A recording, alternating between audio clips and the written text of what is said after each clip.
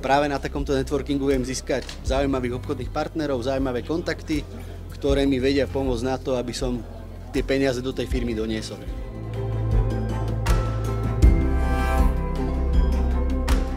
Ale pokiaľ chce byť úspešný podnikateľ, ten networking patrí k tej práci, čiže treba sa dať do tej roli, som teraz v práci,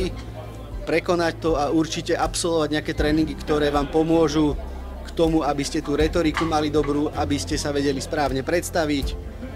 a potom aj vedeli vlastne povedať tým ľuďom, s ktorým sa rozprávate, čo od nich potrebujete, ako by ste potrebovali pomôcť.